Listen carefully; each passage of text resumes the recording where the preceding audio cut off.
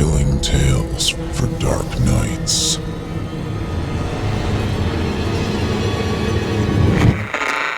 Want to make sure you never miss a Chilling Tales for Dark Nights video again? Be sure to subscribe and hit that bell to turn on notifications. The following program is a production of Chilling Entertainment and the creative team at Chilling Tales for Dark Nights, and a proud member of the Simply Scary Podcasts Network. Visit simplyscarypodcast.com to learn more about this and our other weekly storytelling programs. Thank you for listening, and enjoy the show.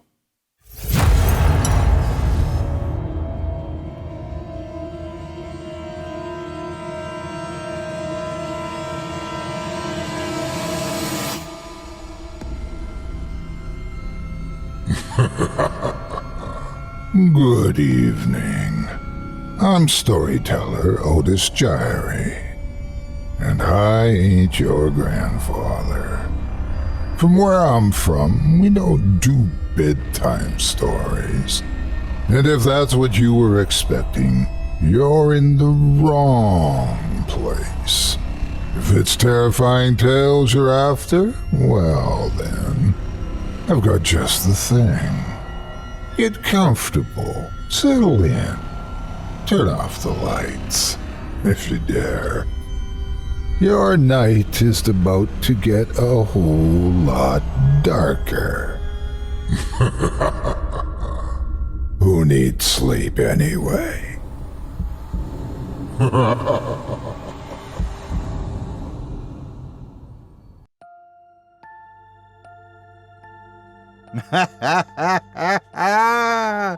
Good evening. You're listening to Scary Stories Told in the Dark. Welcome, dear listeners, to Season 16, Episode 10. I'm your host, Otis Jiry, and here as well is my neighbor, Malcolm Blackwood. Hello, dear listeners. I hope you are well this evening. And in this episode, we'll be performing 4 tales to terrify you, courtesy of authors Michael Yowell, Tobias Wade, Craig Groshek, and Corpse Child. Tonight we'll hear stories of dangerous domiciles, cryptic challenges, horrifying hungers, and creepy closets. You're listening to the standard edition of tonight's program, which contains the first 3 spine-tingling stories. If you'd like to show your support and enjoy an extended version of this and other episodes with twice the terror, visit simplyscarypodcast.com and click Patrons in the upper menu to sign up today. Thank you for your support. Your support is most deeply appreciated, and nothing warms our cold and moving hearts quite so much as providing more terror than you can take in one sitting. Now, it's time to take a walk together down the moonlit trail, so lock your doors, turn your lights down low, and settle in. The show is about to begin. A night out camping just before the weather gets too cold. This was a good idea. I thought so myself. You got enough marshmallows there, neighbor? Indeed, but I will admit I'm not one for s'mores. They tend to get a little too sweet for my taste. But these hot dogs are simply perfect. Now, they're not what you're thinking. They're not? No, they're value brand. Oh dear, you can taste the savings, and something else. Possibly just a touch of alley cat? Well, that may be, but there's nothing like a good story at a campfire. A dark, cool night, a roaring fire, and something nice and chilly to listen to help you sleep. Indeed.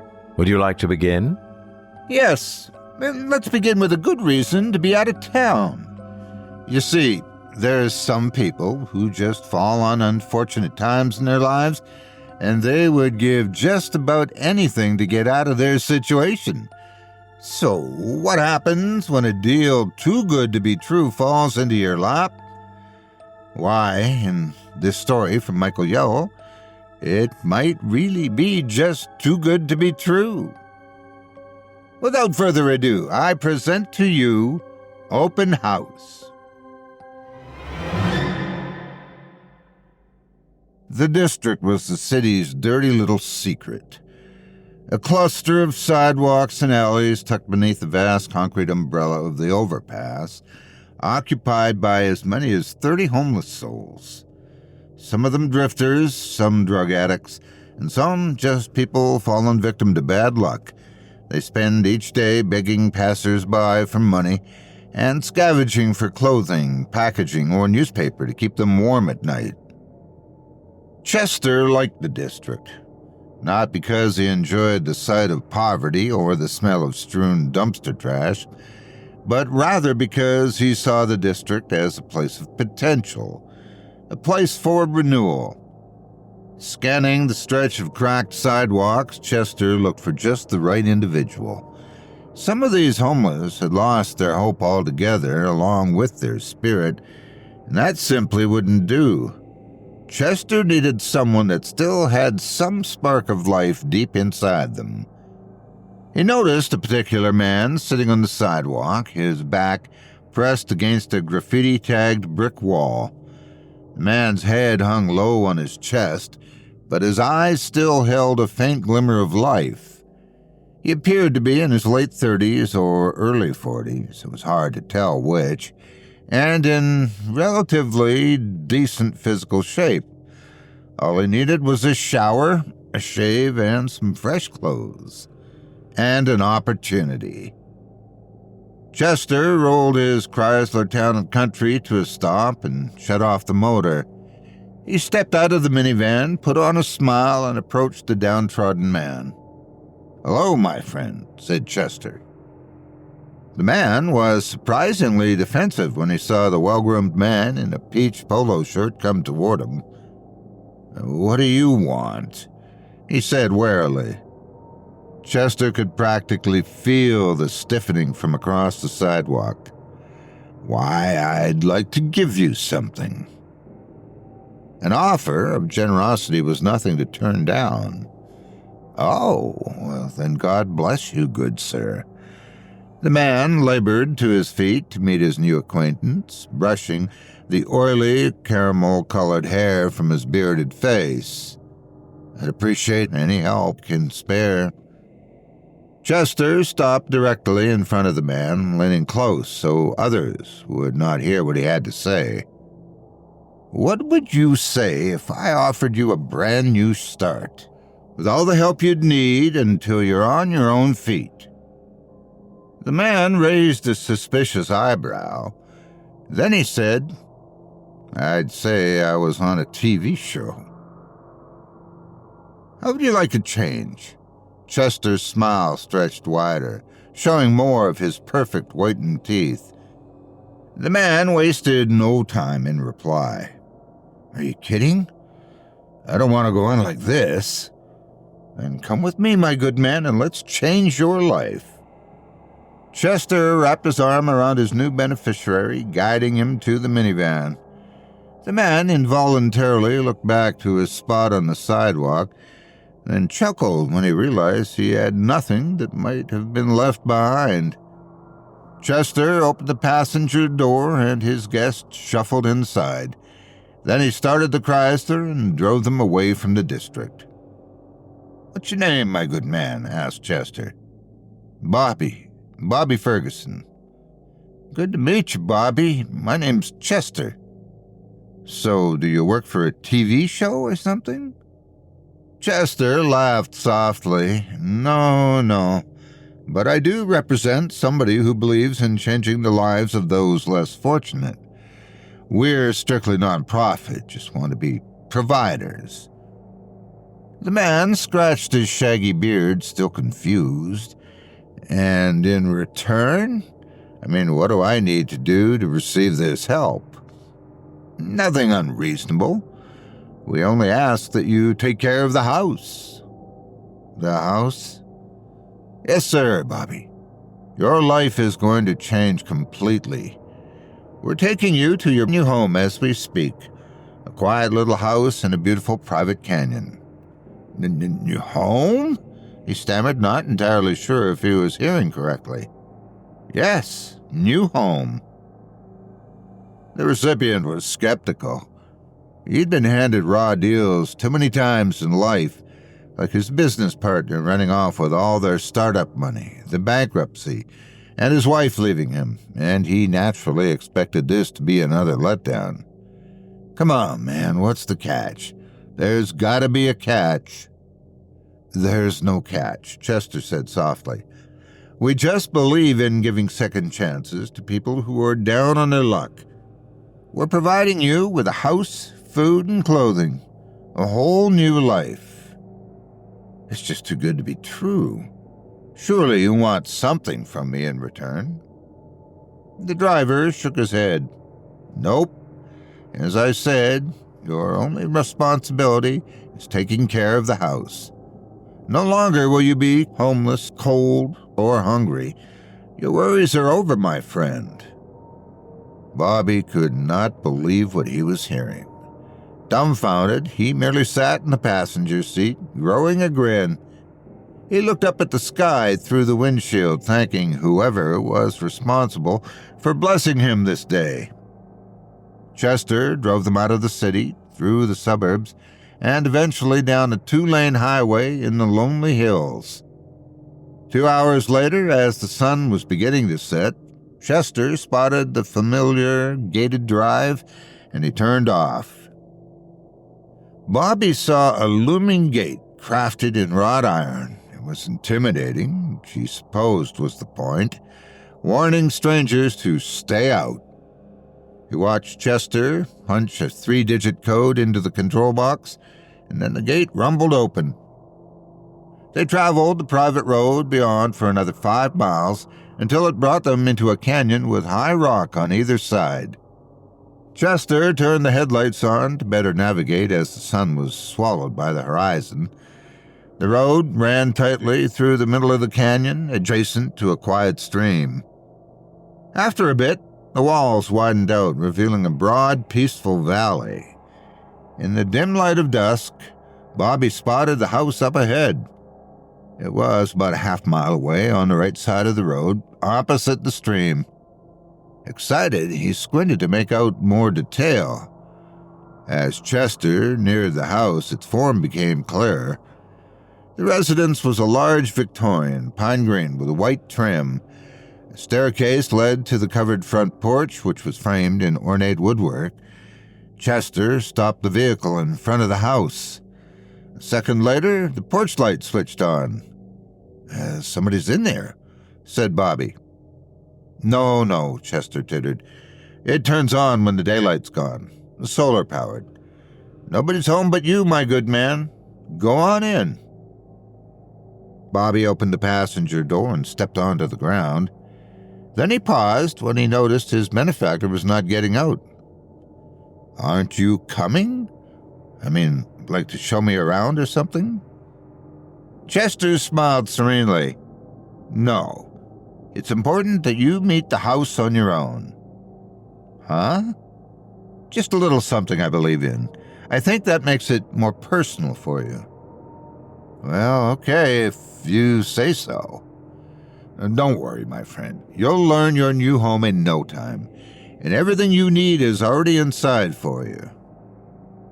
Is there a town nearby, and maybe a car for me to use?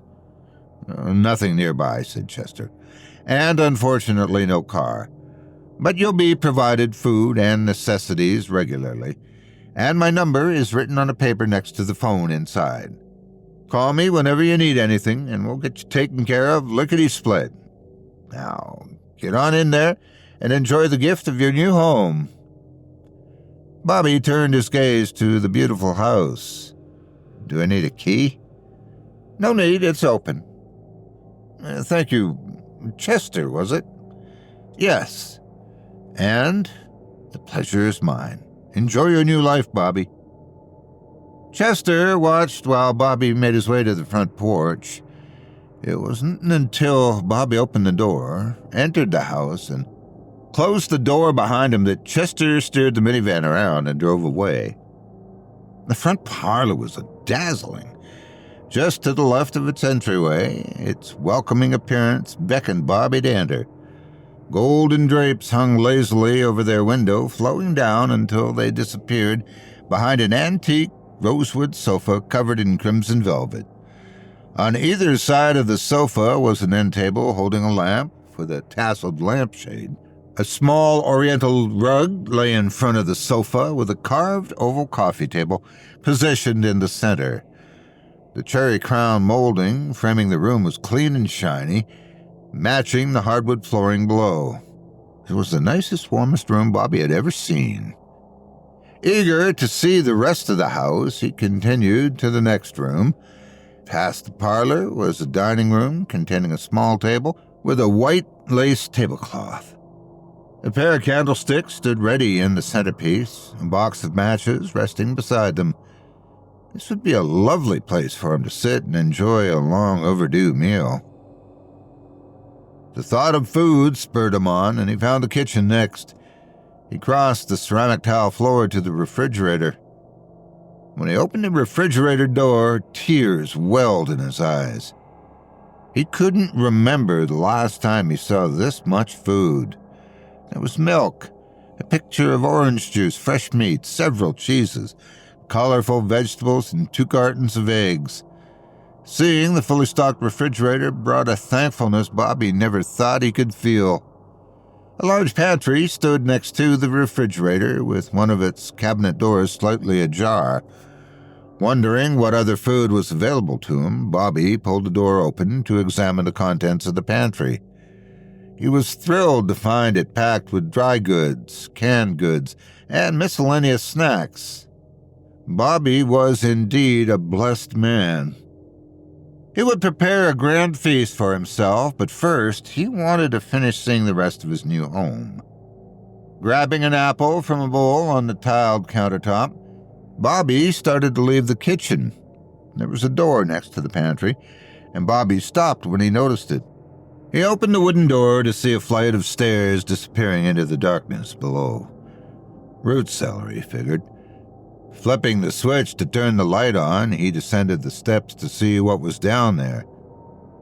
Bobby got to the bottom of the staircase and was dumbfounded by what he saw. It was literally a root cellar.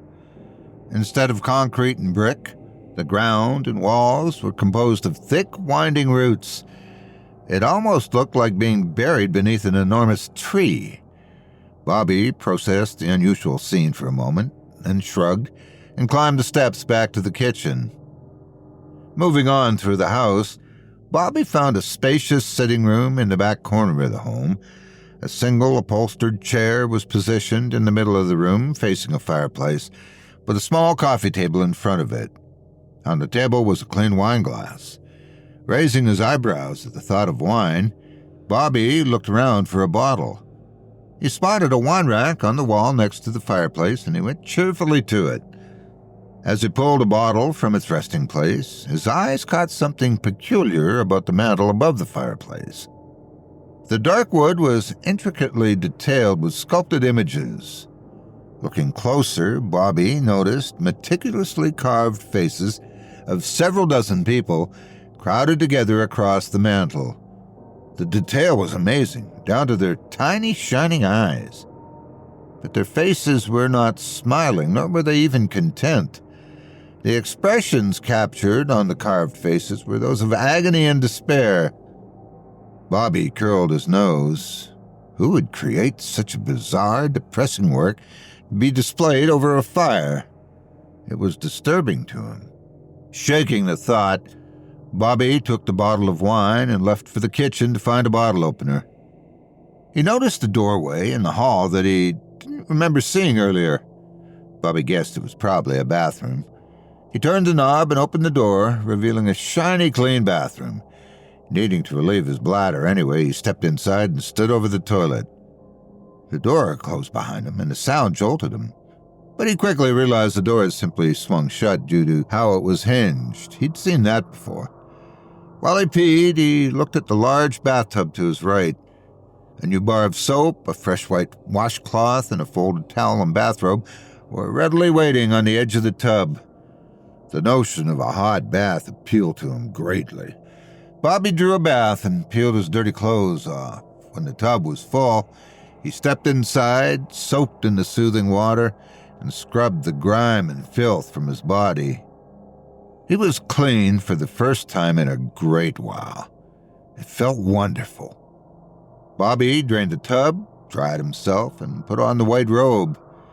Then he grabbed his bottle of wine and opened the door to leave. The hallway, he remembered, was not there. Instead, Bobby now saw a darkened bedroom before him. He took a step back from the doorway. Looking around to see if he had opened the wrong door, he shivered. This was the only door in the bathroom. Bobby was utterly confused. After failing to provide himself with an explanation to what had happened, he tentatively walked through the doorway and into the bedroom. There was a queen-size bed to his right, which looked extremely comfortable, with a set of dresser drawers on either side. Beyond that, he saw another door on the opposite wall. Bobby made his way through the bedroom and to the second door. He opened it. Found himself back in the hallway, but not the one he was in before. This one was narrower, with a banister at the end, showing stairs leading down out of sight. Bobby followed the hallway to the staircase and looked down to see the familiar sight of the front entryway. How the hell did he end up on the second floor? Stunned, Bobby struggled to figure out what had happened. Was he hallucinating? Or going crazy? He supposed he could have blacked out during his tour of the house. Perhaps he just needed food. It could be he was suffering from a combination of low blood sugar and fuel combined with the overwhelming events of the day. Bobby shook his head clear and took the stairs to the main floor. The wine bottle still in his hand, he circled the main floor back to the kitchen. Bobby raided the refrigerator. He brought out everything he thought he could use for a feast, found cookware in a cabinet by the stove, and prepared a glorious meal. Then he brought his banquet to the dining room table and ate. The food was delicious, the best he'd ever tasted, and Bobby gorged himself until he was utterly full. When he was finished eating, he drank the last of his wine. Then he got up from the table to retrieve another bottle from the sitting room. Some more of the choice wine he had been graced with would have made him happily warm and numb. He walked to the sitting room, took a new bottle from the wine rack, and went back to the kitchen to open it. He suddenly felt the urge to drink his wine in the comfort of the front parlor. The warm, vibrant room would be a most relaxing environment in which to enjoy the remainder of the evening. He made his way toward the front of the house. When he got there, however, he found himself in an empty library. Grumbling, Bobby scratched his head. He was sure this was where the parlor was. The front door was even visible in the entryway to his left. But the beautiful parlor he'd seen before was nothing more than an odd memory. He studied the room now, seeing barren, dusty bookshelves jutting from walls covered in faded wallpaper. This couldn't be the same room, he told himself. He glanced again at the opening of the front entryway. Now a white wooden door was there, sealing the walkway between the two rooms. He shook his head, feeling disoriented. Whether he was losing his mind or just becoming overwhelmed by the house, he felt the need to step outside. He went to the white door and opened it. On the other side, he saw not the front entryway, but rather a new bedroom he'd never seen before. Panic rushing through him, Bobby spun around to see if the path back to the kitchen was still where he remembered it. He saw the adjacent dining room and rushed back into it. He placed shaking hands squarely on the familiar lace-covered table, fixing his eyes on the twin candles in the centerpiece. Okay, he reasoned, I need to relax. I've been given the generous gift of this strange new home, and my mind just isn't prepared for such a drastic change. Got to take a deep breath and get control. Then he felt the house begin to quake beneath his feet. Startled, Bobby jumped. He looked down at the floor to see the hardwood floor shaking vigorously, aggressively. The leaves budded from the floorboards, their branches twisting and writhing as they grew longer and thicker. They worked their way hungrily toward Bobby. Watching in horror, Bobby's mind grasped the unbelievable situation. The house was alive, and it wanted him. Fighting the numbness that was washing over his body, Bobby surged backward. Then, his feet ready to move, he ran out of the dining room and into the kitchen. From there, he remembered seeing a hallway between the kitchen and the sitting room that likely led to the front door. He ran through the kitchen, the ceramic floor tiles cracking and bulging as he crossed. He passed the door to the root cellar and found the hallway that led to the center of the house. To his relief, he could see the front door at the end of the hallway. He hurried toward it, not daring to take his eyes off the target. When he reached the entryway, he hastily wrenched the doorknob to open the front door. It obeyed, and he flung it open. A solid brick wall filled the space that used to be the doorway. He was trapped. He had to find another way to get out. Bobby bolted back to the kitchen, hoping to find another exit. He ran through the long hallway for what seemed like forever. The house continued its shifting under his feet. Leaves sprouted from the walls, immediately growing into branches that reached out for Bobby. Eyes wild with fear, he screamed and kept running through the tightening hallway. He zipped through the kitchen, the floor trembling behind him, and rounded the corner into the dining room. He stopped abruptly. There was no longer a doorway to the room beyond, just a solid white wall. Whirling, he noticed the doorway to the kitchen was gone as well. Bobby suddenly found himself walled inside of a room with no way out. His eyes darting, Bobby spotted the candles and matches on the table. A desperate thought popped into his mind. He had to burn the house down to escape. He quickly grabbed the box of matches, fumbled for a match, and whipped it across the striker to ignite it. Then he reached for the lace tablecloth. The floor exploded as thick roots burst forth from below, shaking the room and throwing Bobby off of his feet. He fell on his back, landing on growth that was undoubtedly coming from the root cellar. Before he could get up, branches and roots quickly restrained him. They wrapped around his arms, legs, and torso, squeezing tighter and tighter. Then they covered his screaming face, and all he could see was black. Bobby felt the sensation of being consumed, absorbed, and it hurt. It felt like patches of himself were being ripped away and vanishing into the darkness around him. Then he experienced what seemed like travel, although he could not move his body. It was more like his soul being poured into a funnel and sucked through a lightless tube. When the transition was finally over, he saw a bit of light in front of him. Blurry through a milky film, he could see a view of the sitting room from above the fireplace. The woody growth receded, and Bobby's body was no longer there. The branches and roots dissolved into the walls and floor of the house. Then the ceramic tiles mended themselves, and the walls pushed forth a new layer of fresh paint. Everything had returned to normal, except for the new agonized face embedded on the wooden fireplace mantel. The house was, for the time being, satiated and renewed.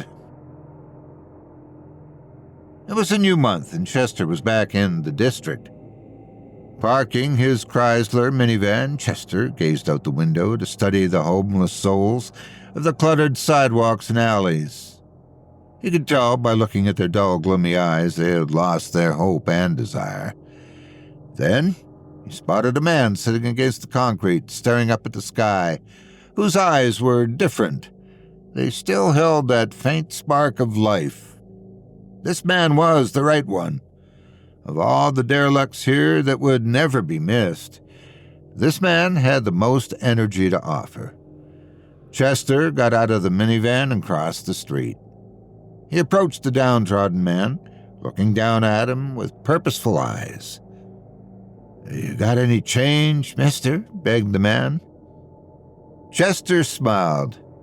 "Do I ever?"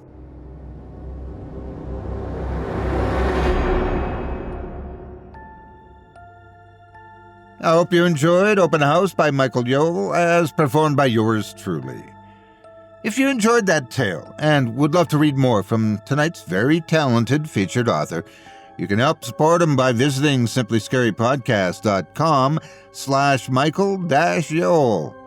That's simplyscarypodcast.com/MICHAEL-YOWELL. He's appeared in numerous anthologies, but you might be very interested in his book, The Mine, which is currently available on Amazon. Thanks again for your support of this program and tonight's featured author. And if you're watching on YouTube and are enjoying this episode, please give a like and a comment, and be sure to spread the word on your favorite social media. Listeners like you are how we keep this place going, and we appreciate each and every one of you. What a lovely home that was. It had everything. Decor, clean furniture, screaming faces above the fireplace. What's not to love? What's not to love is, I just realized my sleeping bag has a hole in it. I mean, anything could crawl in there. Snakes, insects, the occasional mask-wearing murderer's thumb for easy grip to swing it against a tree. Funny you should mention insects, because I have a tale for you as well. From Tobias Wade. This is a very odd little tale of a club with an interesting membership process, some strange challenges, and the one running the show? Well, I certainly don't want to give away too much now, do I? Settle down and settle in as I tell you the tale of Fright Club.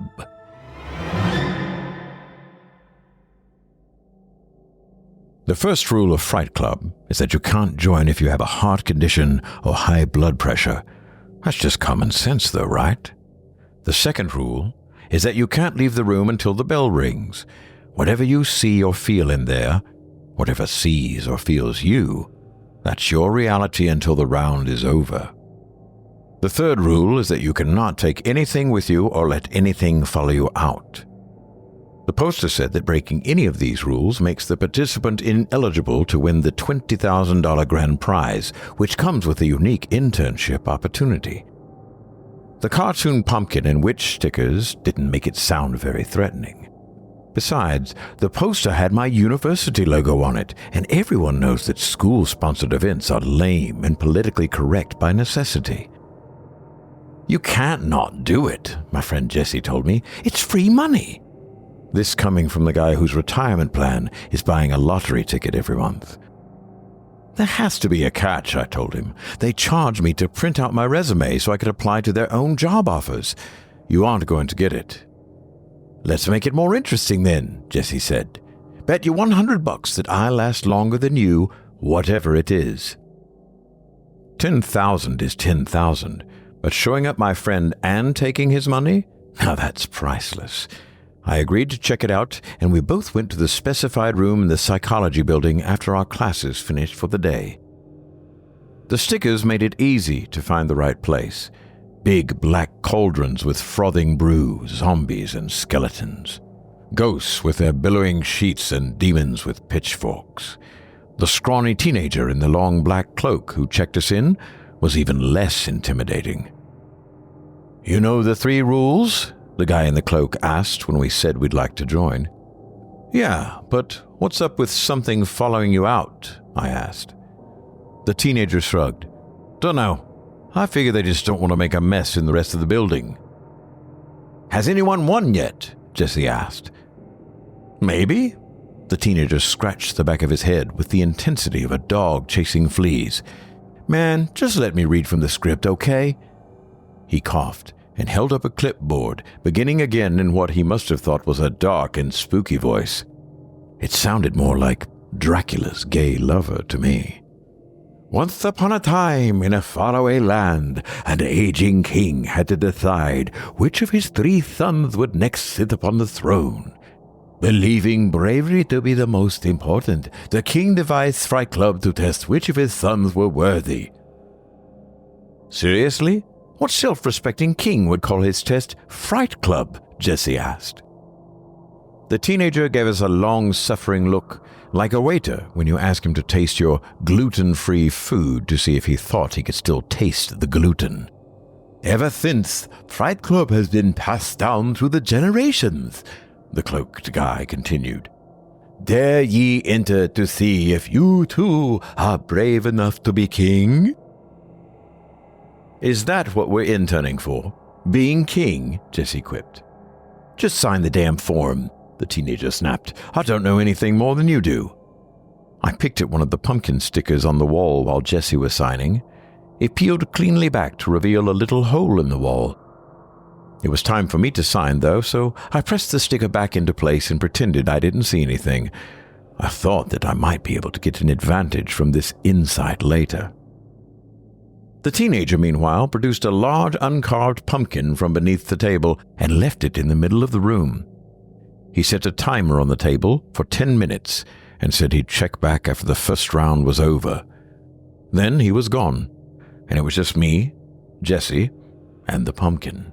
"I don't get it," Jesse said, pacing the perimeter of the room. "What are we supposed to—" The lights went out, suspending the room in nearly complete darkness. The only glimmer came from the stickers, which apparently glowed. "Ooh, I'm a 4-year-old. I need nightlight because I'm scared of the dark," Jesse whined. "Shut up. Do you hear something?" I asked. "Yeah, I think so. It sounds a bit like the easiest $100 I ever made." I didn't reply. I was intent on the scraping, scratching sound. Like a knife peeling a potato, or... "Something is carving the pumpkin. Listen." I felt my way toward the center of the room, and the sound grew stronger. It was a wet, juicy sound, and I could clearly smell the freshly cut pumpkin. "My phone isn't turning on," Jesse grumbled. "Can you see what's happening?" I fumbled in my pocket. My phone was dead too, although it had been at half battery the last time I checked. I gingerly probed the darkness with my foot until I found the pumpkin. I reached down to feel it with my fingers, but immediately recoiled at the soft, warm touch. "It doesn't feel like a pumpkin," I said. Jesse traced my voice and quickly located it as well. I felt him kneeling beside me. "That's a head, dude. Check it. I've got the nose right here." I felt along his arm until I reached his hand, then back to the invisible pumpkin. It was undeniable. The shape, the flexible cartilage, even the lips and teeth below it. There was a human head where the pumpkin had been. "This is kid stuff, dude," Jesse said with the slightest tremor in his throat. "I wonder how much time we've got left." "So what's the sound coming from if it's not a pumpkin?" I asked. My hand was still tracing the face when I felt the jaw suddenly open. The scraping sound grew louder. Something brushed against my fingers, evidently exiting the mouth. I stumbled back a few paces. "Jesse, did you feel that? Where are you?" "Over here, man. I'm getting some glow stickers to try and see what's going on." I spotted him against the wall, his hands vaguely illuminated by the small stack of stickers he'd already peeled off. The scraping sound was coming from the walls now, too. Something was coming through the holes behind the stickers. "Stop it. Put them back," I said. "Chill, dude. You're just jealous you didn't think of it first." "Hurry then. Come on. That's enough." His pale, illuminated hands were carrying about a dozen glow stickers. I watched him grab 2 more before carrying the pile toward the middle of the room. Then his hands hesitated, and he changed direction. "Hold on a second. I'm just going to check the timer." The scraping was getting louder by the second, like sandpaper along a rough surface or hundreds of tiny legs skittering. 3 minutes left. No big deal. Something flying brushed my face. Then another one. The whir of unseen wings beat against the blackness all around me. "I want out of here," I said. "Come on, we're almost there. I bet it's just like stuff on strings swinging around."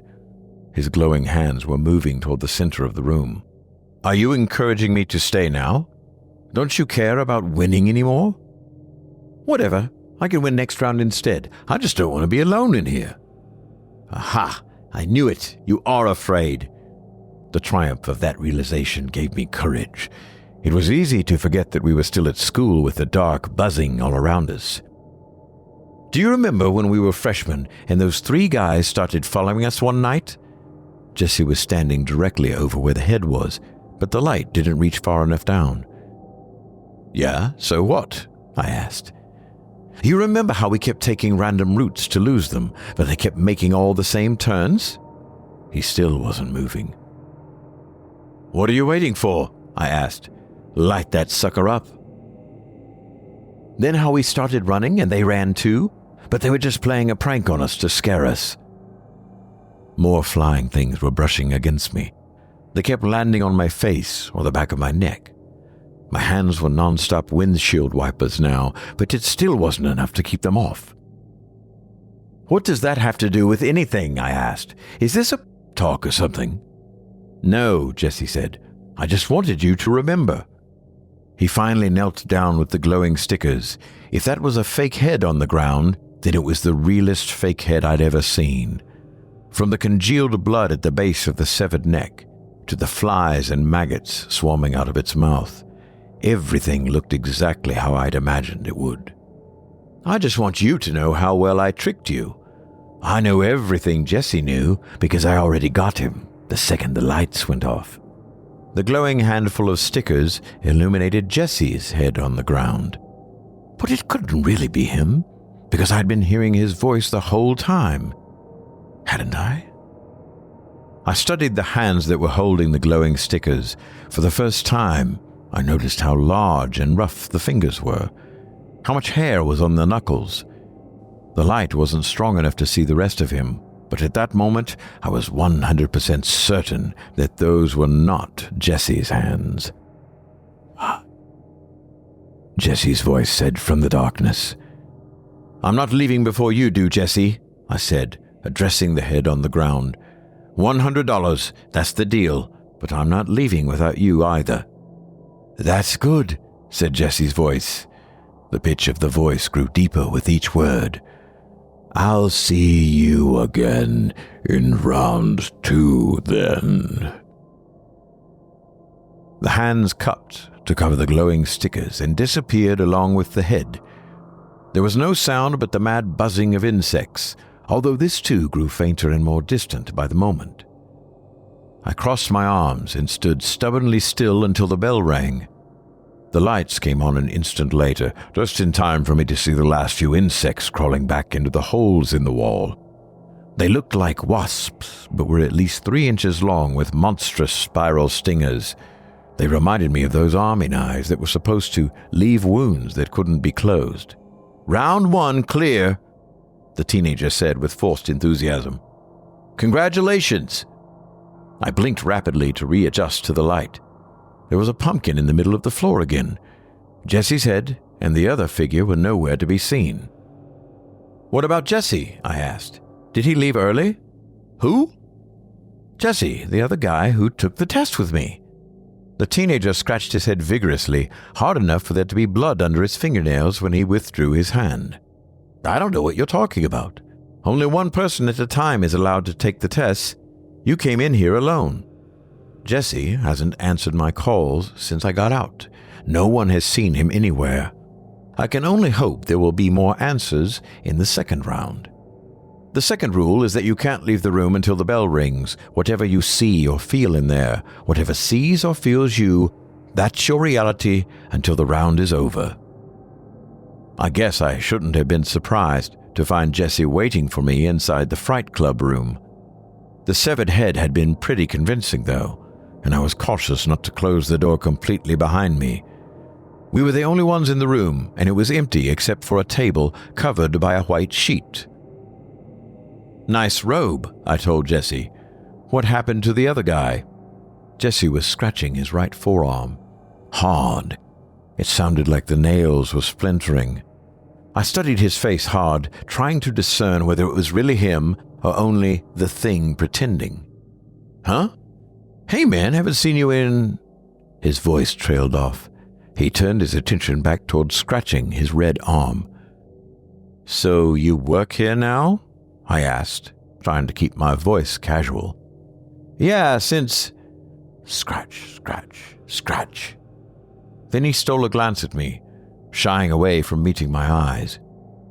Your hair is different, Jessie said. Longer. A lot longer. Is that a wig? The shock of finding him occupied my initial attention. Now that he mentioned it, though, he looked different too. He was paler and skinnier than he was yesterday, with rough stubble that couldn't have grown overnight. No, just combed weird, I replied cautiously. I could only hope that this was the real Jessie, but I couldn't let my guard down. You know how it is, man, Jessie said. It's not like the king asks whether someone wants the job or not. Someone's got to do it, though, right? Sure, I led him on. Otherwise, how would the king know who was going to rule after him? You know what's up, Jessie bobbed and nodded. He moved towards me, but I got out of the way to give him space. My mistake. Jessie was headed for the door, not for me. Now, I'd let that thing get between me and my only exit. He roughly closed the door and turned to face me. Are we ready to begin? Jessie asked. A muffled ticking began before I could answer. I couldn't make out where it was coming from, though. How long have we had a king? I asked. He grinned like he was in on the joke. I didn't follow up with anything, though, and gradually the smile cracked at the edges to draw the lips tight and thin. Always, but you've just got 10 minutes. I felt an anxious rush, as though it was my time running out instead of the game's. I saw you dead, I said accusingly, unable to maintain my forced nonchalance any longer. Yeah, Jessie replied hoarsely. I felt it too, like lightning through my throat, and then everything went numb, and I saw my body tumbling away.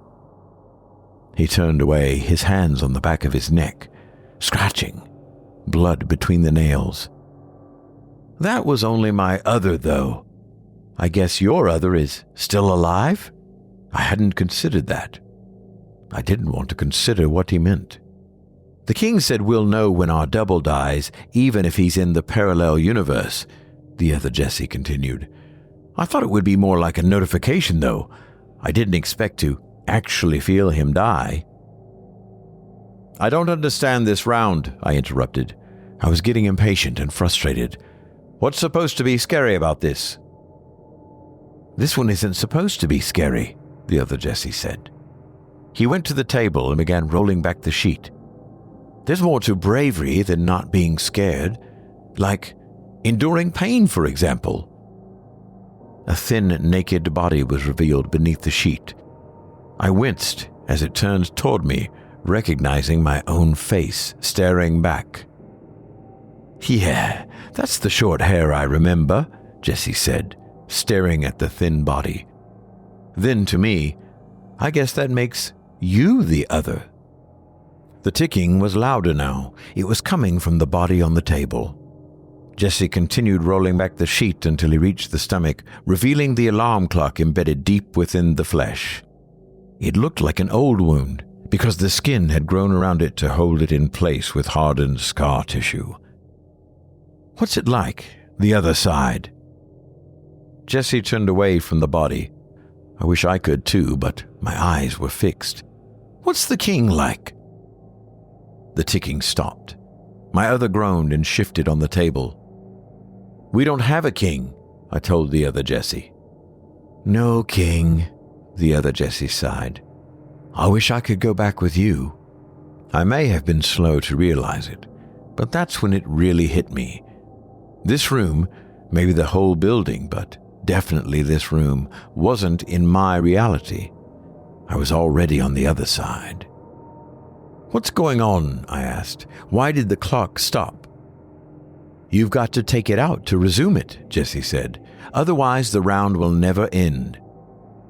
The face of the clock barely protruded from my other's skin. I didn't know how far back it extended, but removing the clock would leave a gaping hole that would doubtlessly be a mortal wound. My other whimpered and closed his eyes. My eyes, his eyes, it didn't matter.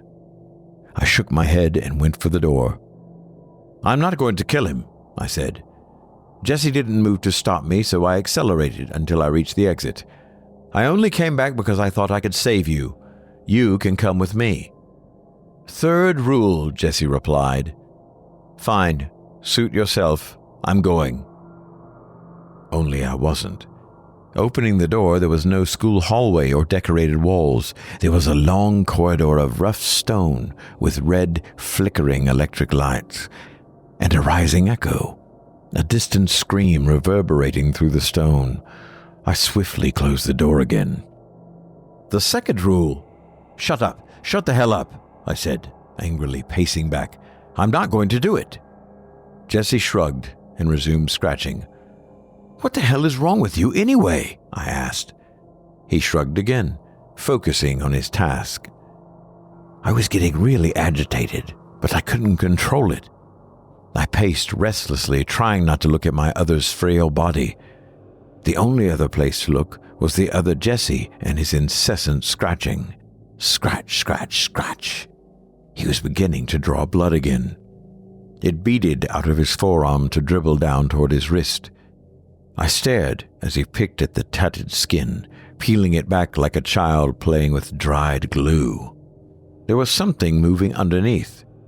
Small black fingers, quick as anything, darted out of the wound to draw the skin back together. I only saw it for a moment, but it was enough. I worked up the courage to stand over my other on the table. He wasn't me, no matter how much he looked like it. He wasn't human, although that thought was an even harder sell because his face held so much suffering and resignation. Okay. Deep breath. "I'm sorry," I said to the thing wearing my face. It didn't hear, or didn't react if it did.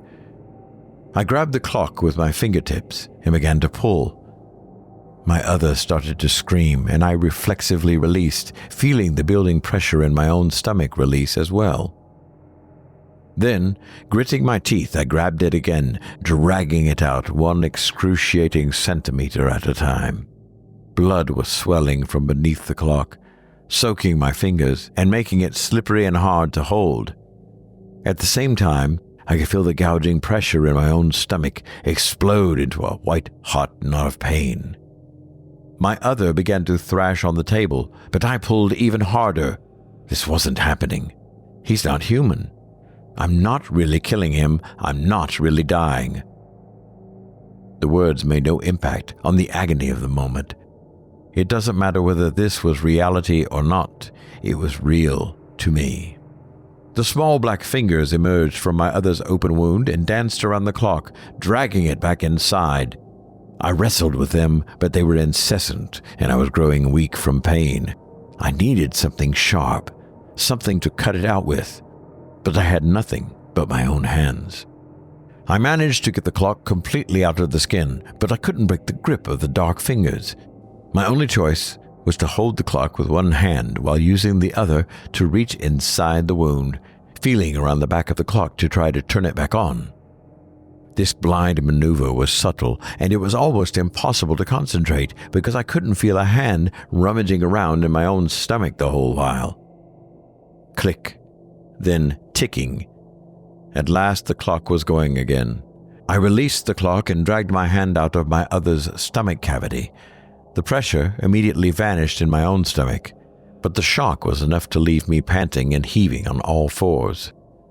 I heard my own scream, but I couldn't be sure whether it was coming from me or my other.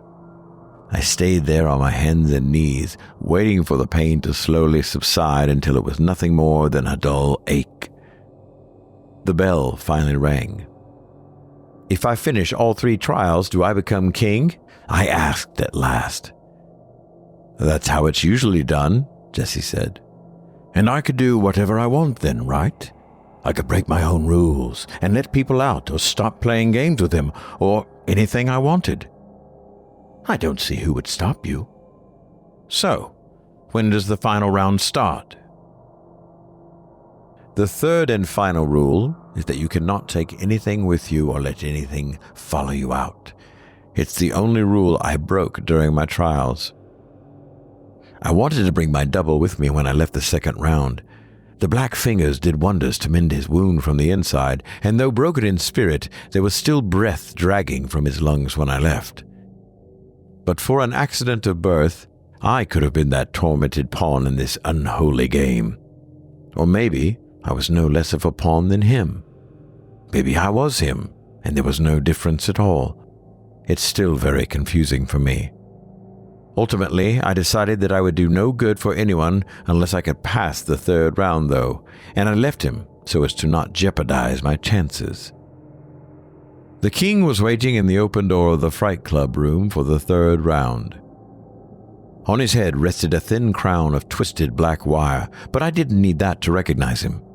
The thick hair on his hands, the deep voice when he welcomed me. He was the man who had killed the real Jesse in the first round. More than that, though, it was the familiarity in his ancient face that made me so certain. "Is that really what I'm going to look like when I get old?" I asked him. From the set of his jaw to the sharp angles of his nose and high arching brows, I knew I was looking at another version of myself, despite the toll of years.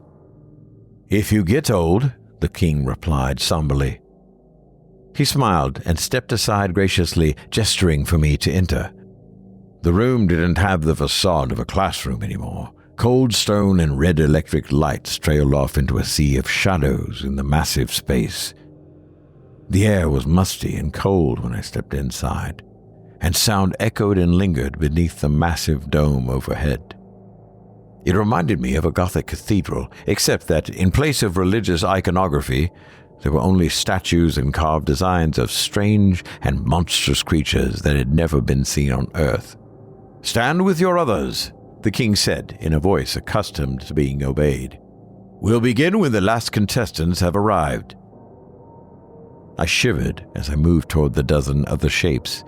They were sitting on a row of benches that were arranged around the perimeter of the round room. I can't say I was surprised to see each wearing my face as they tracked my progress toward them. That's not to say that there weren't still variations between us, though. One was young-looking, just as I had 10 years ago, wearing the bright red sweatshirt that I remember wearing to school every day.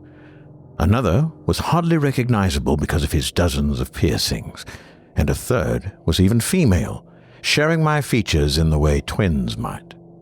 Their clothes ranged from coarse, hand-sewn linens to sleek suits and everything in between, including two wearing a seamless metallic substance which fit them as close as a second skin. "Hi," I said to the assembly of my others. "My name is—" They knew my name because it chorused back to me at once. "That's what we're all called," the youngest one chimed in. "Sure, okay," I said. "That's going to get confusing, though, don't you think?" The female version of myself said, "It shouldn't be a problem. Only one of us will leave this place." "Did the king tell you that?" I asked. They all glanced back and forth, reading each other's faces with unspoken acknowledgement. No, they didn't have to be told.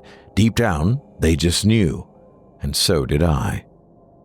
"How are we the only ones to make it to the end?" I asked. Again, I knew the answer before I'd even finished asking, but the cold silence of this place begged to be filled.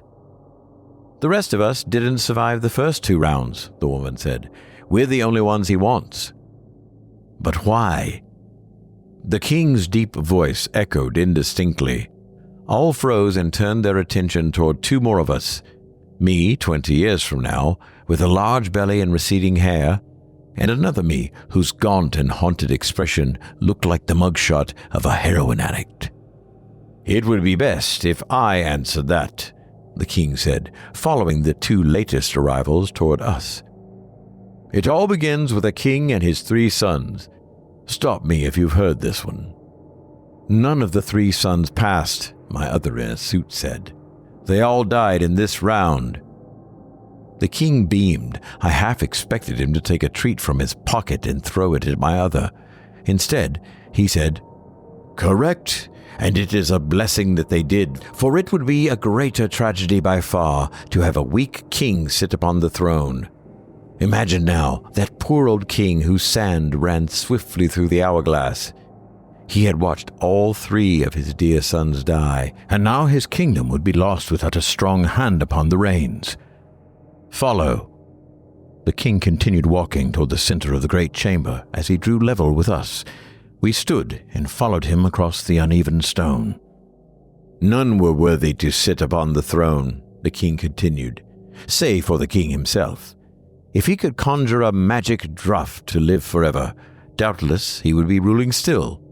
Instead, he did the next best thing. He found a way to create his other and crown a younger self, and so he began his rule again. The king stopped at the center of the room, where a large pit was carved into the floor. Inside the 3-foot drop, the pit was filled with fine powdered sand.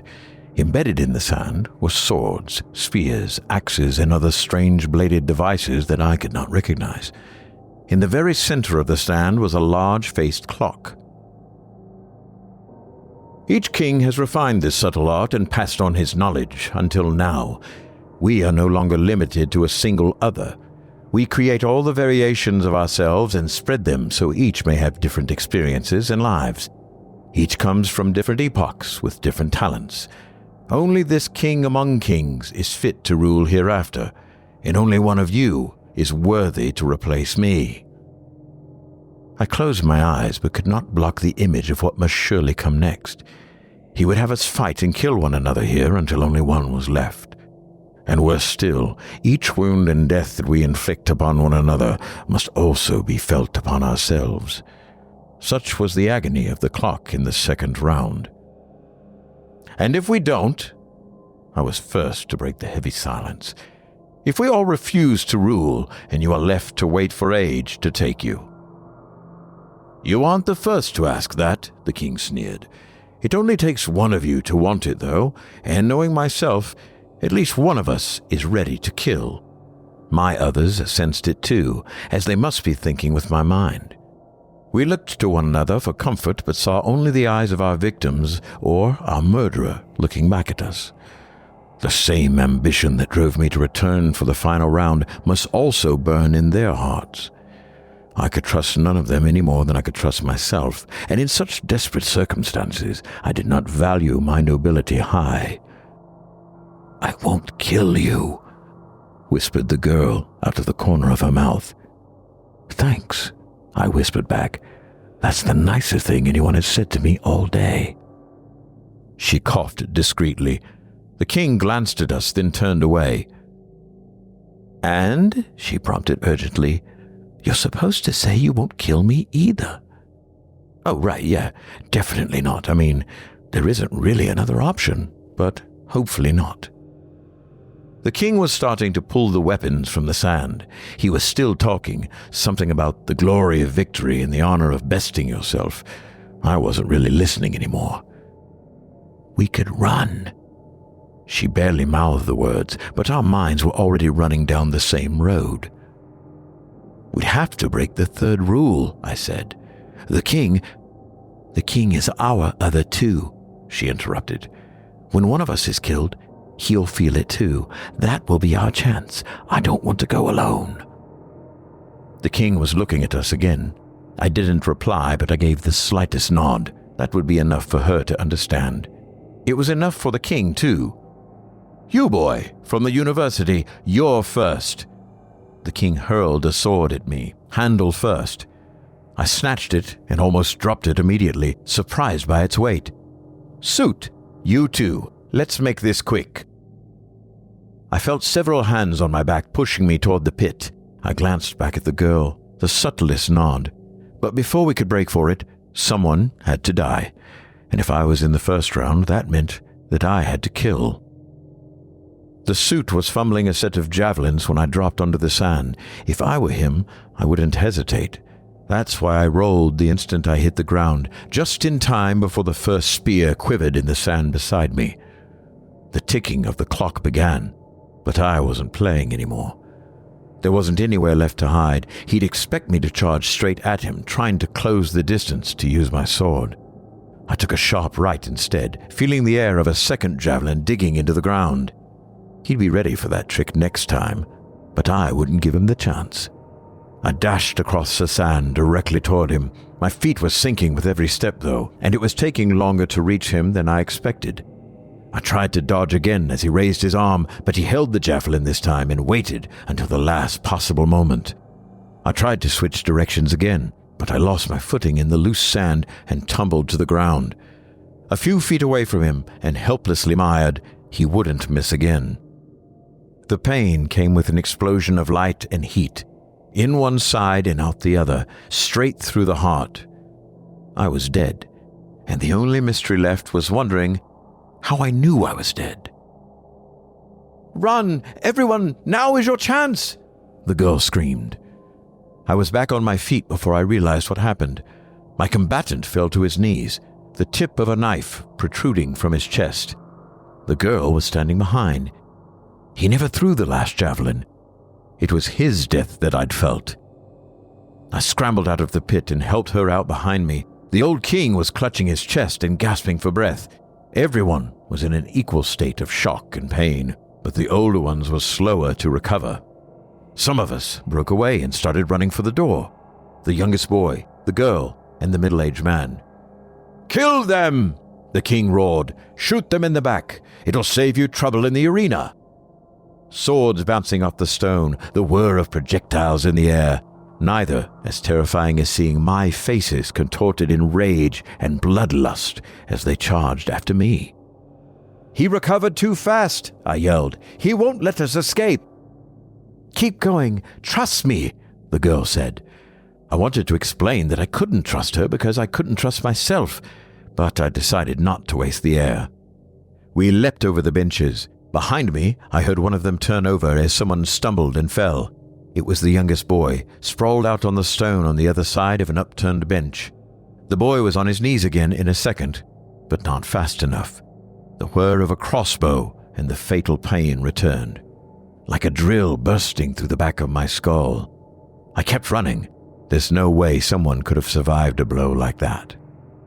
It bought us enough time to get to the door. I flung it open and stood staring at the empty stone corridor beyond. I slammed the door shut again and reopened it to the same sight. "No one is going anywhere," the king's booming voice reverberated through the chamber. "Not until they finish my game." The girl arrived beside me a second later. She ripped open the door a third time to see the same hall. "His games, his rules," she sighed in exasperation. The others would be on us in a matter of seconds.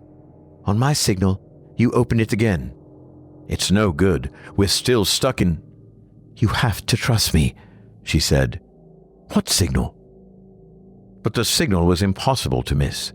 A blade in my heart, staggering me to my knees.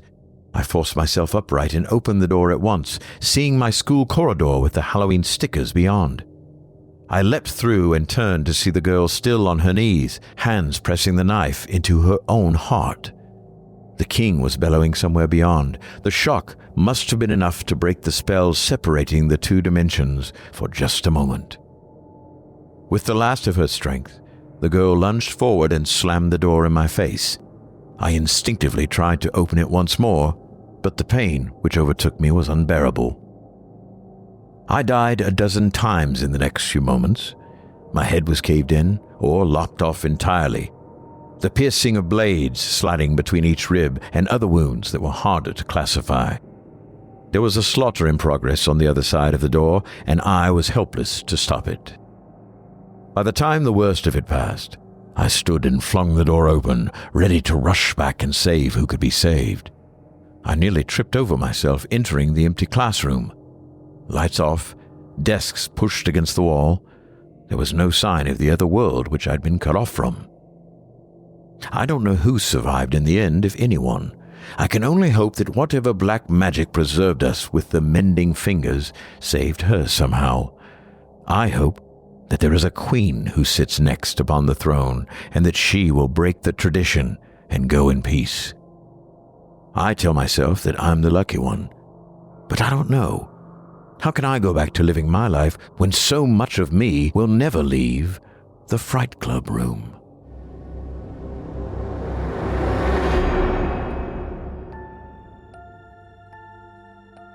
I hope you enjoyed Fright Club by Tobias Wade as performed by your friendly neighbor, Malcolm Blackwood.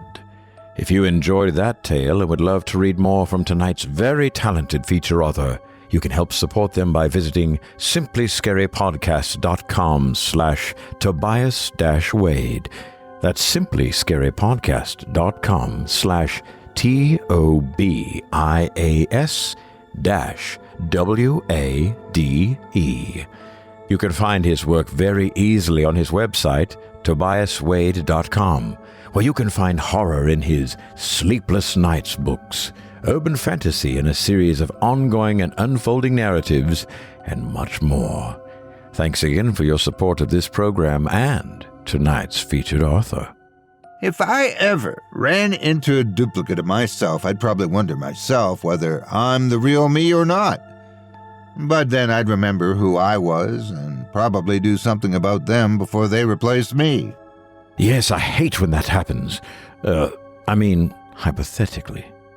You know, looking at those trees, it really makes me wonder just how much is really lurking out there.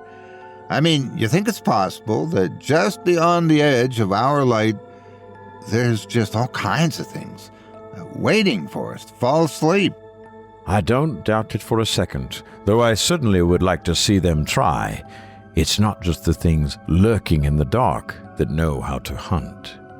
But that leads us into our next story. Craig Groshek brings us an unsettling story of someone in the wrong place at the wrong time, and how some people just don't get the hint to leave you alone. Without further ado, I present to you, I Saw Hunger, and it followed me home. I've driven the same back roads home for years, but I'm never taking them again. I can't. Not after what I saw last week. It was late, maybe 11:30 p.m. I just finished meeting with a client who wouldn't stop nitpicking their website redesign. It was easier to take the back roads than deal with the highway at that hour. No lights, no traffic, just me, the hum of my car, and a stretch of empty asphalt. Usually it's peaceful, but that night it wasn't. About halfway down the road, I saw hazard lights flashing ahead, just past the curb. My first thought was that someone had car trouble. I slowed down out of habit, thinking I'd at least ask if they needed help. But then I saw him. There was a man crouched on the side of the road. At first, I couldn't tell what he was doing. It looked like he was rummaging through something. Maybe it was an animal that got hit, a deer or a coyote. I inched closer, and the headlights hit him fully. That's when I saw it. It wasn't an animal. It was a person. He was hunched over the body, his hands digging into its chest. Blood coated his face, dripping off his chin, and he was eating, ripping off chunks of flesh with his teeth. I slammed the brakes, and the screech must have startled him because he looked up. For a second, we just stared at each other. I'll never forget his face. The wide, empty eyes, the blood smeared across his cheeks like war paint. And then he smiled, this slow, deliberate grin that made my stomach turn. His teeth were stained red. I don't know what I was thinking, but I just froze. My brain couldn't process what I was seeing. Then he stood up, and I swear to God, he started walking toward my car. No, not walking, running. He came at me so fast I almost didn't react in time. My foot slammed in the gas and the car jerked forward. In the rearview mirror, I saw him sprinting after me, his grin stretching wider. His legs moved with mechanical, inhuman precision. He chased me for about 100 feet before stopping, standing motionless in the middle of the road. I didn't stop. I didn't even breathe until I made it home. I parked in my driveway and sat there for a minute, shaking. I told myself it was just some lunatic high on drugs. That's what people tell themselves, right? It's easier than thinking about the alternative. My house isn't much, just a small one-story place with a decent yard. Normally, it feels safe. But that night, every shadow looked like him. I locked the doors and windows, double-checked them twice, and sat on the couch with my back to the wall. I don't even own a gun. The best I could do was grab the baseball bat from the closet. I didn't sleep. Every little sound made me jump. Creaks in the floorboards, the wind brushing against the siding. When the motion sensor light over the garage flicked on around 2 a.m., my heart practically stopped. I peered through the blinds, but there was nothing there. Just the empty yard. Maybe it was a raccoon. Maybe. By morning, I'd almost convinced myself I'd imagined it all. Maybe it wasn't as bad as I thought. Maybe the guy was just some weirdo messing with me. But then I saw the footprints. Muddy, bare footprints leading up the driveway. And they stopped right at my front door. I hadn't imagined it. Someone, no, he had been there. After that night, my house didn't feel like home anymore. It felt wrong, like I wasn't alone. I told myself I was just being paranoid. I even tried to rationalize the footprints. Maybe it was some teenager pulling a prank. It didn't work. Deep down, I knew it was him. The second night, at around midnight, the motion light came on again.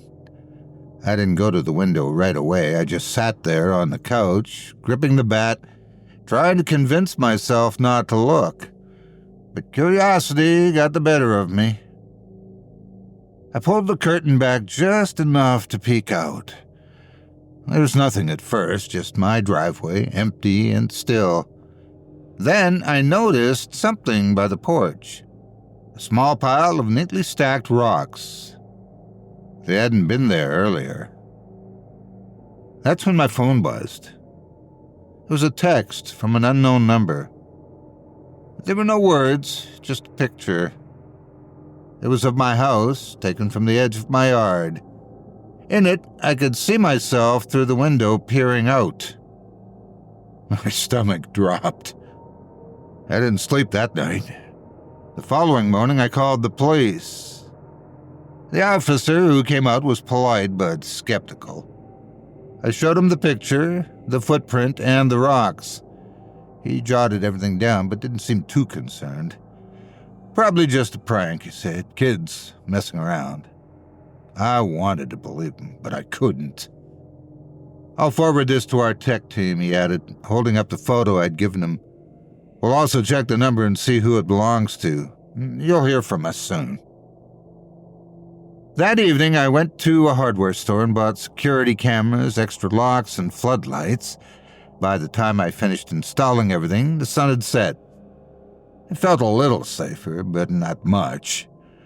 The surveillance gear gave me a sense of control, like maybe if I could see him coming, I'd have a chance to do something. But that night, the cameras proved useless. Around 1 a.m., I heard a faint tapping on the living room window. Though I was terrified to see what was causing it, I forced myself to check the camera feed. Static. Every channel showed static. The tapping grew louder, more insistent. Bat in hand, I crept to the window and peeked out. Nothing. Just the empty yard again. I went back to the couch and tried to calm down, but the tapping didn't stop. Instead, it moved. First to the living room window, then the kitchen, and the bedroom. It circled the house like a predator stalking its prey. By morning, it stopped. When I checked outside, I found more footprints leading up to every first-floor window in my home. I called my best friend, Eric, and begged him to come over. I needed someone to talk to, someone to convince me I wasn't losing my mind. Eric showed up that afternoon, unconvinced but willing to help. Look, man, it's probably just some head case trying to scare you, he said. But I'll stay a few nights if it makes you feel any better. Strength in numbers, right? That evening, we stayed up late, drinking and trying to lighten the mood. For a while it worked. I almost felt normal again. But as the hours passed, Eric's mood shifted. And the alcohol and the long hours, they were enough to dull his cautions. Relax, Jiry, he said, laughing off my warnings. You're acting like this guy is the boogeyman or something. When the phone buzzed a moment later, he grabbed it and stood up. I'll take this outside. It's loud in here. Are you kidding me? I snapped, alarmed. He grinned and pulled a small switchblade from his pocket, flicking it open. I'll be fine. Let him try something. This'll handle it. I tried to protest, but he waved me off. Chill out, man. I'll be back in 5. I watched him step outside and close the door behind him. At first, everything seemed fine. I could hear his muffled voice as he paced the driveway. But then I heard it. A short, gut-wrenching scream. Eric! I yelled, grabbing the bat and running to the door. The driveway was empty. Eric's phone lay face down on the concrete, its screen cracked. A dark, glistening trail of blood led from where the phone had fallen to the edge of the woods. My stomach churned. For a moment, I couldn't move. Eric! I called again, my voice cracking. Silence. I stumbled back inside and locked the door behind me. My hands shook as I dialed 911. The police arrived quickly this time. Maybe it was the panic in my voice, or maybe it was the blood. They combed the area with flashlights and dogs, but after hours of searching, they found nothing. No body, no sign of Eric. Are you sure your friend didn't just wander off and hurt himself? One officer asked. No, I said firmly. The cop responded. How much did you say you boys had to drink tonight? I know how this looks, but I know Eric. He wouldn't leave his phone behind, and there's so much blood. You don't really think he did that to himself, do you? Please, you gotta help him. We'll keep searching, another officer promised. Let us know if you remember anything else. I wanted to believe them, but their tone made it clear they didn't expect to find him. The next day, Eric's sister called me. She must have heard the news. What happened? She asked, her voice trembling. Where's Eric? I didn't know what to say. I don't know. I stammered. He went outside and then he screamed. I called the police, but what? They didn't find him. I admitted, guilt nodding in my chest. Her sobs were the only response before the line went dead. That night the cameras went staticky again. I stared at the flickering screens. Dread crawled up my spine as each feed cut to a wall of distortion. My grip tightened on the bat, and I forced myself to move toward the kitchen window, hesitating with every step. I stopped just short of the window, my pulse pounding in my ears. Slowly I reached out and unlatched it, sliding it open just enough to let the cold night air seep in. For a moment, there was only silence, and then I heard it. Jared! The voice was faint but unmistakable, drifting through the trees, taunting me. It sent a chill down my spine and made my skin prickle. Jared! He called out in that same low, eerie whisper, dragging out each of the syllables. Rage surged through the fear gripping me. I leaned out of the window, gripping the frame with one hand and the bat with the other. You hear me, you sick freak? I shouted, my voice cracking. I'm not scared of you. You think you can keep this up? You'll pay for this. Yo. Movement caught my eye at the edge of the woods. My words faltered as he stepped into view. The pale light of the moon illuminated him, highlighting the sickly grin stretched across his face. He stood there, holding something in each hand. In his right, Eric's switchblade glinted menacingly. In his left was a severed hand. Eric's severed hand. He raised it slowly, mockingly, and gave me a grotesque wave. Then, locking his empty eyes on mine, he brought it to his mouth. I choked back vomit. The sound of his teeth tearing into flesh was sickening, wet, and deliberate. He chewed slowly, savoring each bite, his grin never wavering. I stumbled back from the window, choking on bile, and slammed it shut. My hands trembled as I fumbled for my phone and dialed 911. "He's here!" I blurted when the dispatcher answered. "He's outside my house. He's got my friend's hand, and he's eating it." The dispatcher's voice was calm but urgent. "Sir, listen to me. Get somewhere safe. Stay with a friend if possible. Officers are on their way now." I nodded shakily and grabbed a duffel bag from the closet. My mind raced as I tossed in clothes, my laptop, and anything else I could think of. I quickly called Jessica, a coworker, and begged her to let me crash at her place. She agreed, no questions asked. The whole time, my ears strained for any sound, any sign the psychopath was still on my property, in the woods or worse. But when I cautiously glanced through the window again, he was gone, melted back into the woods like a shadow. By the time the police arrived at my home, I was long gone. My hands clenched the wheel as I sped through the dark streets, headed toward Jessica's place. An hour later, just after I'd managed to settle in somewhat, my phone buzzed. It was one of the officers who'd searched my property. "Jared," he said, his voice cautious but kind. "We completed our initial sweep of the area. I need to let you know. We found something." I gripped my phone tighter, bracing myself. "What is it?" I asked, my voice barely audible. He hesitated, as if trying to find the right words. "We found a hand," he said gently. "It matches the description you provided, and it appears to be Eric's. I'm so sorry." The room spun for a moment, and I had to sit down.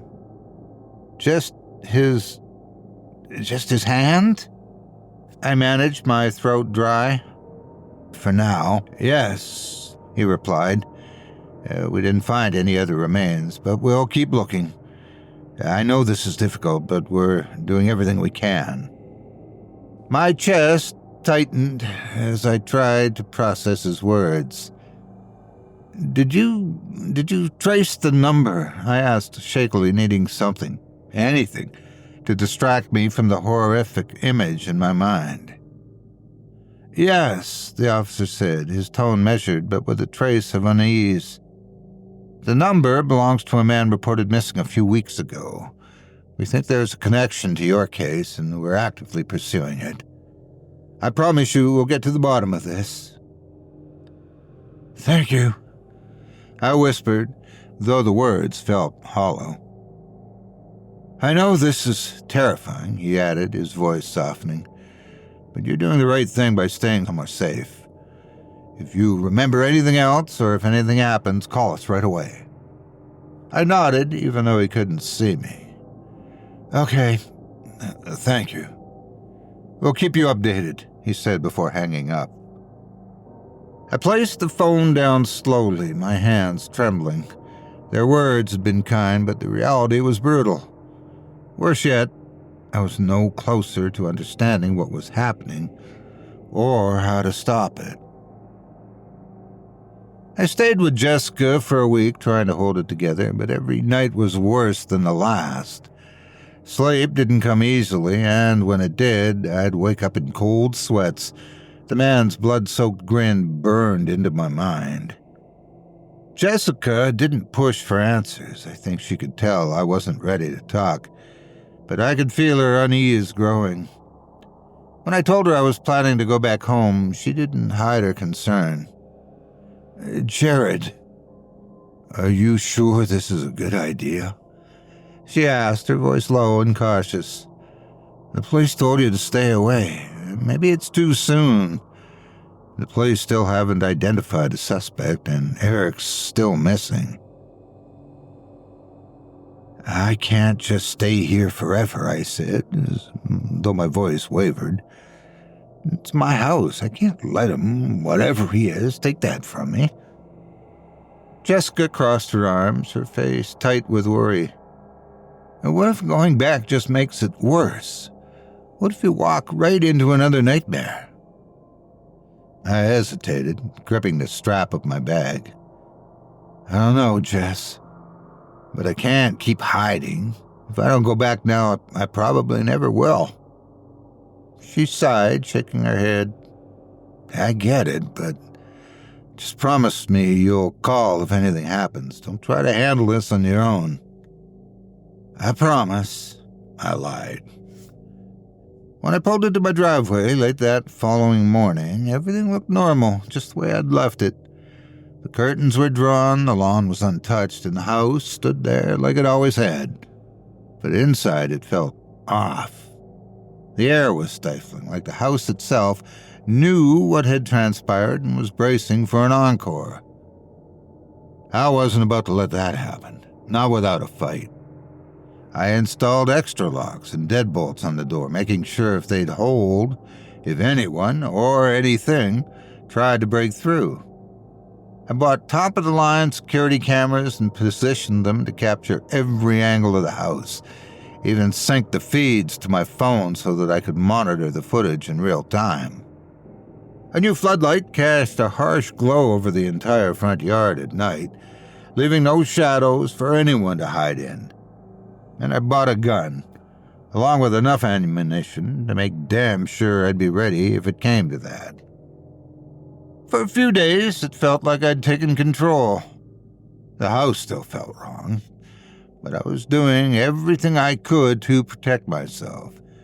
The police promised to do extra patrols around the neighborhood as well, and they told me I'd be a priority if anything happened. It wasn't much, and I didn't honestly believe they could actually stop them, but it was a nice gesture, and it couldn't hurt. Then, one morning, it all came crashing down. I woke up to find something on my doorstep. At first, I thought it was trash, a bone and some kind of meat, but then I got closer, and the smell hit me. The bone was long and white, streaked with fresh blood. The meat was raw and reeking, flies already buzzing around it. I staggered back, bile rising in my throat.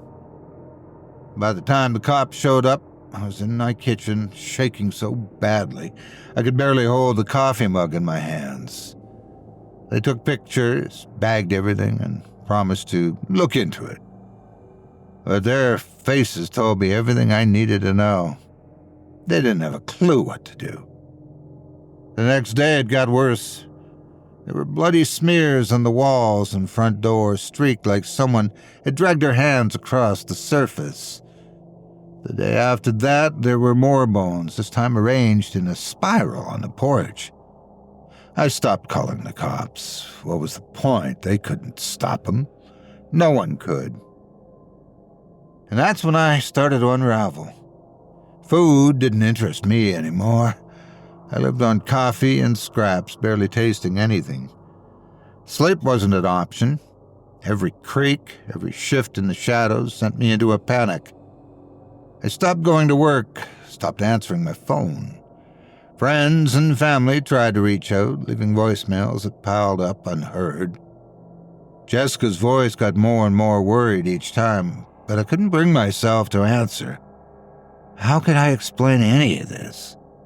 I wasn't about to drag her further into it. This was my nightmare to deal with.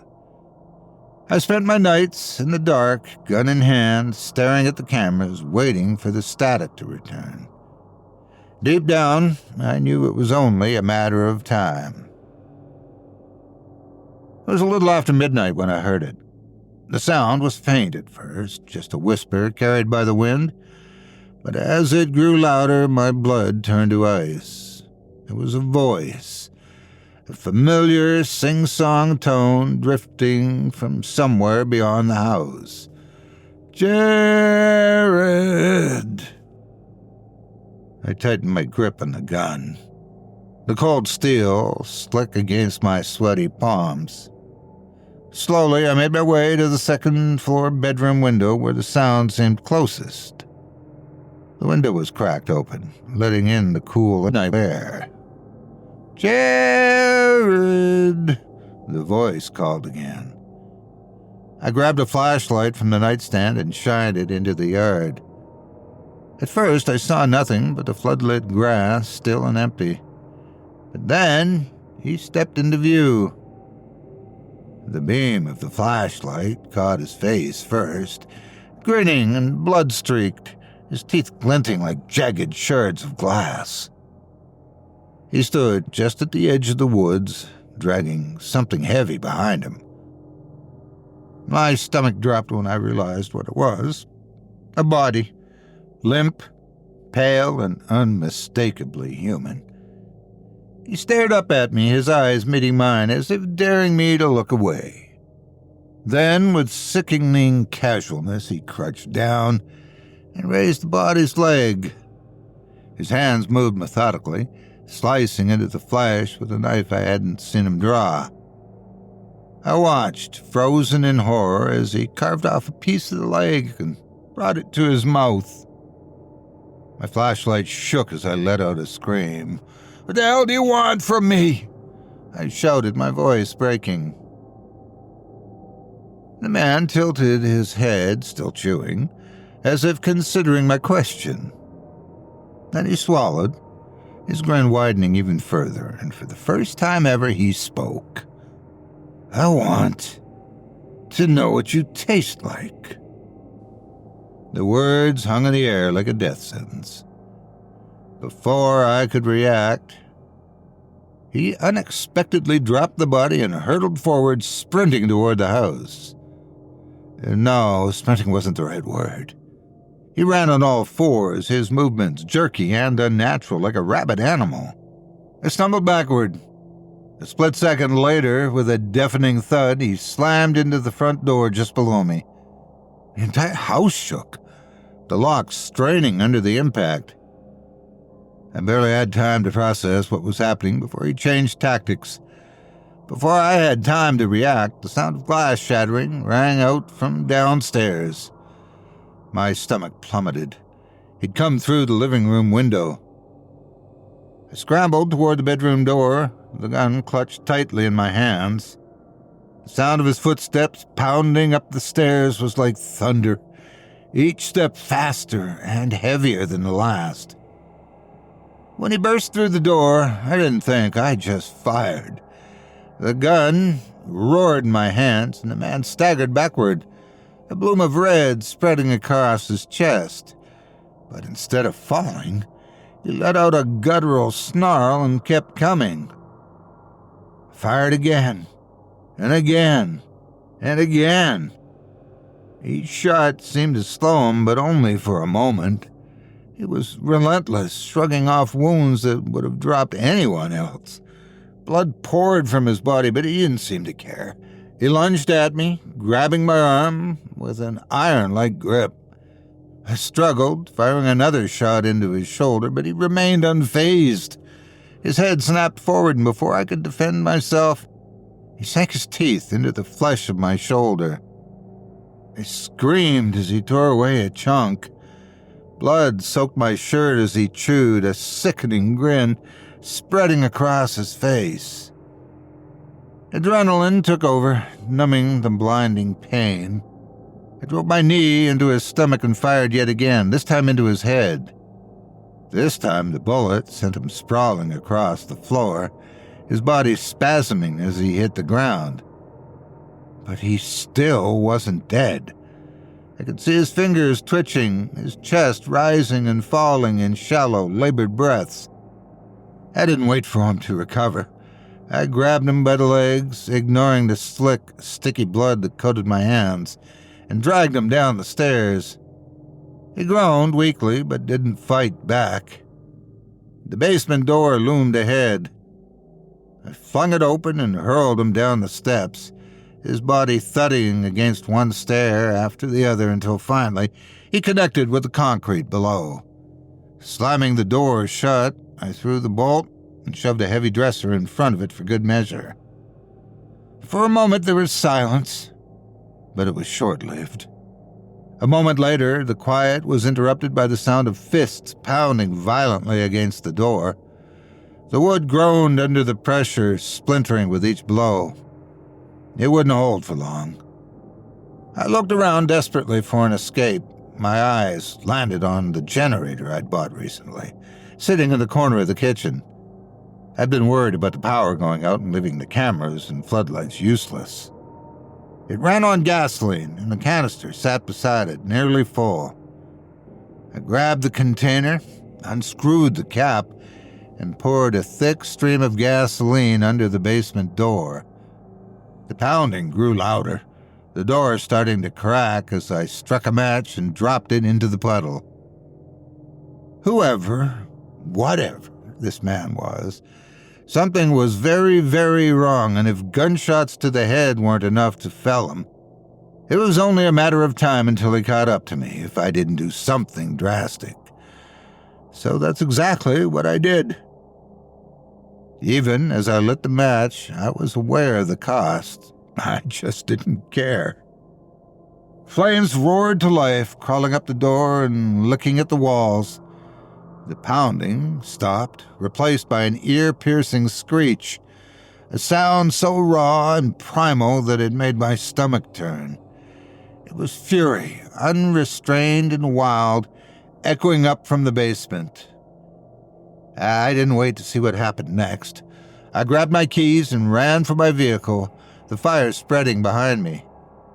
By the time I reached the street, the house was fully engulfed. But even as I sat there, grasping for air in the front seat of my car, the sound of that screech echoed in my ears. I didn't stop driving until the sun came up. My shoulder throbbed where I'd been bitten, the wound bandaged clumsily with a strip of my shirt. The blood had soaked through hours ago and the pain was excruciating, but I didn't dare go to the hospital for fear of having to explain what had happened. I ended up in a motel on the outskirts of the next city, far enough, I had hoped, that whatever that thing was couldn't follow. The room was cheap and grimy, but I didn't care. I locked the door, shoved the dresser in front of it, and collapsed onto the bed. Sleep came in fits and starts, every noise pulling me back to the surface. The next few days passed in a blur. I knew I couldn't go back, but I didn't know how to move forward either. The house was almost certainly gone, likely reduced to a pile of ash and rubble. I didn't stick around to talk to the fire department or the police. I couldn't risk it. What was I supposed to say? That some kind of monster tried to eat me, so I torched my own home to stop it? They'd lock me up before they'd believe me. I ended up moving to a new city, hours away. It wasn't much, just a studio apartment with a bolt-heavy door. I told myself it was a fresh start, a chance to rebuild. But no matter how hard I tried, I couldn't shake the feeling that it wasn't over. Every night, I triple-checked the locks and stared at the shadows in the corners, expecting them to move. I became paranoid and restless, every minor disturbance leaving me on edge. My dreams were worse. The intruder's face haunted them, his grin stretching wider and wider until it split his face in two, his teeth glinting red as he leaned in close, whispering my name. I'd wake up drenched in sweat, clutching the knife I kept under my pillow. I thought that maybe the memories would fade in time, and for a while it seemed like they might.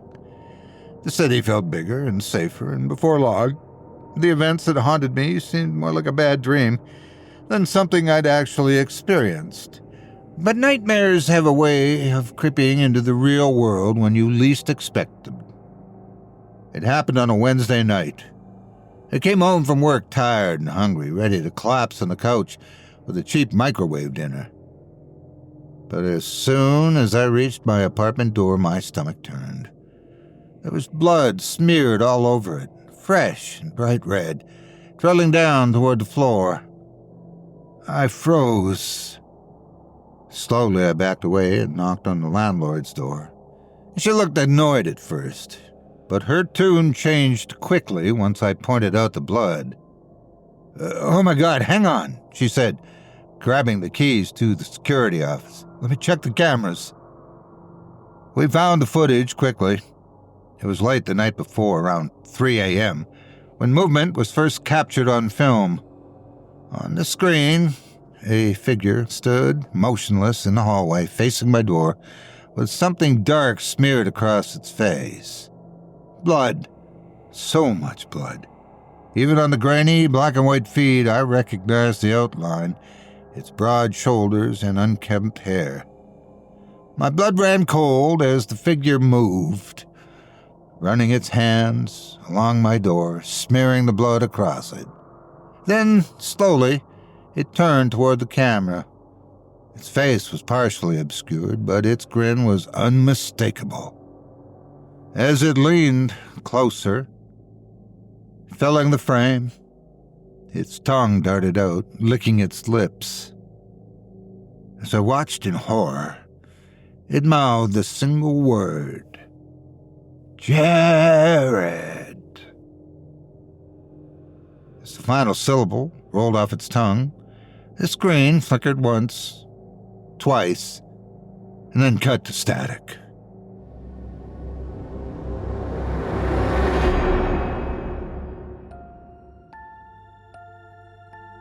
I hope you enjoyed I Saw Hunger and It Followed Me Home by Craig Groshek, as performed by yours truly. If you enjoyed the tale and would love to read more from tonight's very talented featured author, you can help support him by visiting simplyscarypodcast.com/Craig-Groshek. That's simplyscarypodcast.com/CRAIG-GROSHEK. Craig's the creator and operator of Chilling Tales for Dark Nights on the YouTube channel, which has grown to nearly 500,000 subscribers, over 3,000 uploads, and more than 69 million video views in its 12 years of operation. He also oversees the production of 4 weekly audio horror fiction podcasts, faithfully adapting and featuring the work of thousands of indie horror authors. A published author himself, dozens of his short stories have been adapted to audio for the channel and other platforms. He holds a bachelor's degree in communication from the University of Wisconsin, Stevens Point, and in his free time, Groshek enjoys a wide range of outdoor activities, traveling, and spending time with his 3 horror-loving children and close friends. Thanks again for your support of this program and tonight's featured author. And thank you to Malcolm Blackwood for his evening's tale. Thank you kindly. Now, I suppose I will go turn in. To nothing unfortunate, I hope. Good evening, friends. Stay warm, stay safe, and always, always keep an eye on the shadows outside your tent. They may not just be branches rustling in the breeze. Now, before we go, we'd also like to take a moment to thank you personally for joining us on this episode of Scary Stories Told in the Dark. If you enjoyed what you've heard on today's program, please take a moment to stop by our iTunes page or wherever else you listen to your favorite podcasts and leave us a 5-star review and a kind word. It makes a huge difference and would mean a lot to us. If you'd like to hear a premium extended edition of tonight's and all of our other episodes, featuring Twice the Terror, visit simplyscarypodcast.com today and click the Patrons link in the menu at the top of the screen.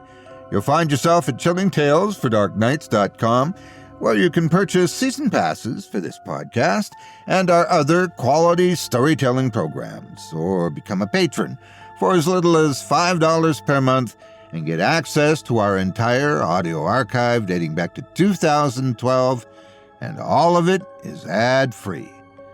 If you happen to use Facebook or X, Instagram or YouTube, you can follow and subscribe to Chilling Tales for Dark Nights there, where you'll get all of our latest updates and new releases and have the chance to interact with us each and every week. You can subscribe to me on YouTube as well at the Otis Jiry channel, where you'll find releases of my series, Horror Storytime, dating back to 2014, and you can find me on Facebook or X and Instagram too. Just search for Otis Jiry. And as for my neighbor, Good evening to you, and with a tip of my hat, I wish you only the sweetest nightmares.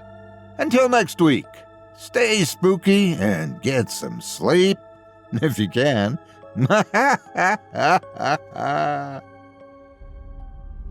Thanks for listening. You've been listening to Scary Stories Told in the Dark, a production of Chilling Entertainment and the creative team at Chilling Tales for Dark Nights, and a proud member of the Simply Scary Podcasts network. Visit simplyscarypodcast.com today to learn more about our network and our other amazing storytelling programs. Tonight's program was hosted, and its featured stories performed by yours truly, Otis Jiry. Selected stories have been adapted with the kind permission of their respective authors. Original music provided by Luke Hodgkinson and Jesse Cornett. Sound design and final mixing and mastering provided by executive producer and director Craig Groshek. Program's artwork and logo by David Romero. If you're looking for some fresh tales on a daily basis while waiting for the next podcast, check out my YouTube channel, the Otis Jiry channel, and my extensive collection of narrated tales there. Simply search on YouTube by my name, and you'll find me. And don't forget to subscribe and press the bell notification icon to get my latest releases. Got a scary tale of your own that you'd like performed? I take submissions. Email it to me today at otis@simplyscarypodcast.com to have your terrifying tome considered for production in a future episode of this show. That's OTIS@simplyscarypodcast.com. If you've enjoyed what you heard on tonight's program and are joining us on your favorite podcast app, subscribe to us to be sure you never miss an episode, and leave a 5-star review and a comment. Your feedback means a lot to me. You can also follow Chilling Tales for Dark Nights and yours truly on Facebook to connect anytime and get the latest updates on this and other programs and my channel. If you're listening on the Chilling Tales for Dark Nights YouTube channel, do us a favor and hit the subscribe button and the bell notification icon for ctfdn as well to get more spooky tales from me and the crew and another episode of this program each and every Wednesday. And don't forget to hit that thumbs up button to tell us how we're doing and leave a kind word or a request. And don't forget to visit us at chillingtalesfordarknights.com and consider supporting the team by becoming a patron. In addition to helping us out, you'll get exclusive access to our audio archive and ad-free downloads of all your favorite stories, including those you've heard on this program. As for me, I'll be back next Wednesday with more terrifying tales to keep you up all night. But that's all right. Who needs sleep anyway?